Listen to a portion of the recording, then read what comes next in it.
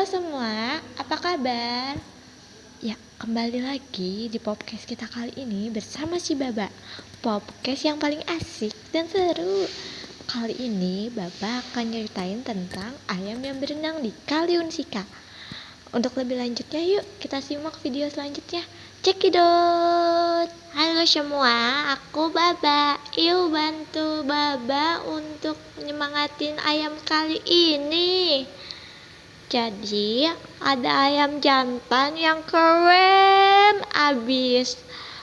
Ayamnya itu nyebur ke kali.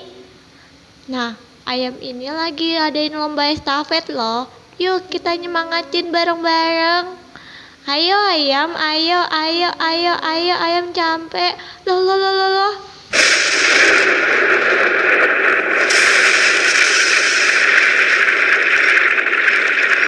Loh kok mati? Aduh, Baba jadi pusing nih. Ya udahlah. Kalau gitu anggap aja ya ayamnya sudah menang. Nah, kalau lagi mati lampu begini nih, Baba jadi ingat tentang suatu perusahaan yang memonopoli listrik. Daripada Baba banyak ngomong, ini mending Bapak kasih tahu aja ya videonya. Yuk kita tonton bareng-bareng. Gangguan yang terjadi pada sistem transmisi Ungaran dan Pemalang 500 kV ini mengakibatkan transfer energi dari timur ke barat mengalami kegagalan dan diikuti trip atau gangguan seluruh pembangkit di sisi tengah dan barat Jawa.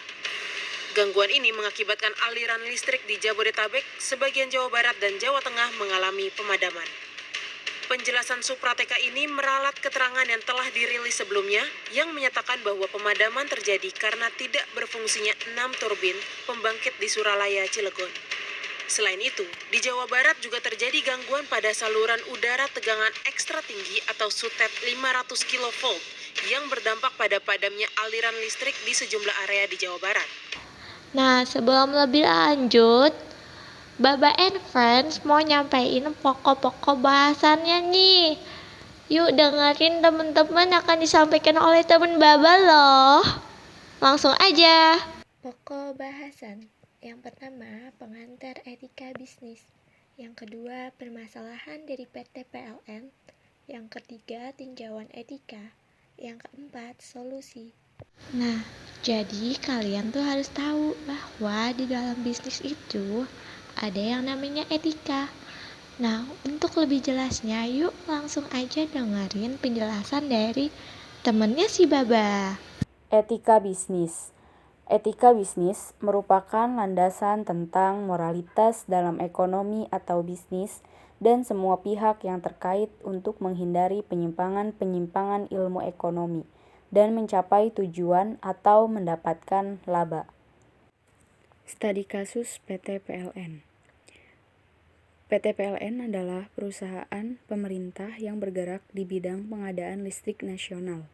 Hingga saat ini, PT PLN masih merupakan satu-satunya perusahaan listrik sekaligus pendistribusinya. Dalam hal ini, PT PLN sudah seharusnya dapat memenuhi kebutuhan listrik bagi masyarakat dan mendistribusikannya secara merata. Kasus permasalahan. Hal ini membuat usaha PT PLN termasuk ke dalam jenis monopoli murni. Hal ini ditunjukkan karena PT PLN merupakan penjual atau produsen tunggal dengan kemampuannya untuk menerapkan harga berapapun yang mereka kehendaki. Fungsi PT PLN sebagai pembangkit, distribusi, dan transmisi listrik mulai dipecah. Swasta diizinkan berpartisipasi dalam upaya pembangkitan tenaga listrik. Sementara untuk distribusi dan transmisi tetap ditangani oleh PT PLN. Tetapi dalam menentukan harga listrik yang harus dibayar oleh masyarakat, tetap ditentukan oleh PT PLN sendiri. Dengan melakukan monopoli, maka membuat kebutuhan listrik masyarakat sangat bergantung pada PT PLN. Tetapi mereka sendiri tidak mampu secara merata dan adil memenuhi kebutuhan listrik. Akibat yang ditimbulkan. Krisis listrik memuncak saat PT PLN memberlakukan pemadaman listrik secara bergiliran di berbagai wilayah, termasuk Jakarta dan sekitarnya, selama periode 11-25 Juli 2008. Hal ini diperparah oleh pengalihan jam operasional kerja industri ke hari Sabtu dan Minggu sekali sebulan. Semua industri di Jawa Bali wajib menaati, dan sanksi akan dikenakan bagi industri yang membandel.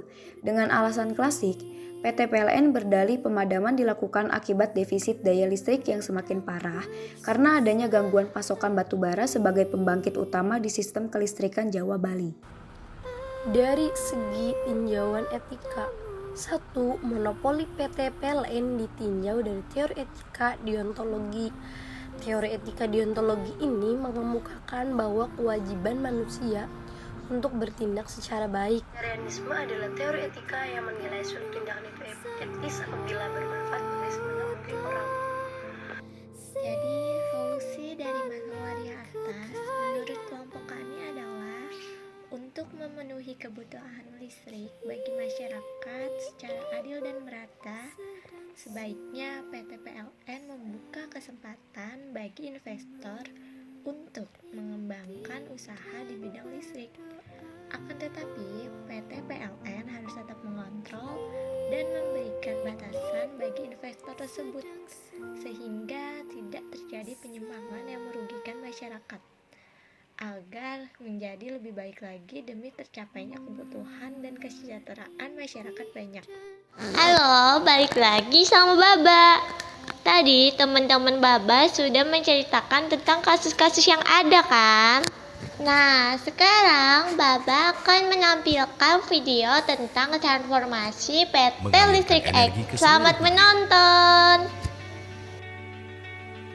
Dengan digital power plant secara tersentralisasi, dapat mengelola sistem pembangkit dalam meningkatkan sistem keandalan, kualitas,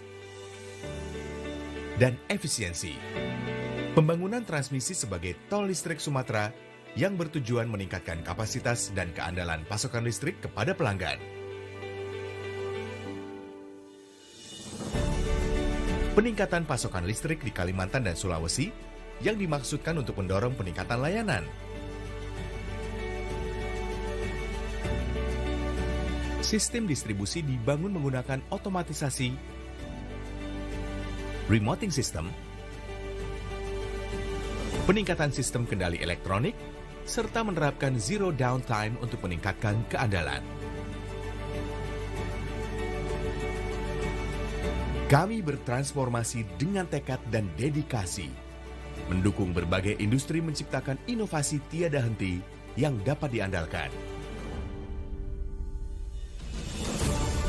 Mewujudkan optimalisasi dan pembaruan yang lebih efisien. Ini adalah era baru, era industri 4.0.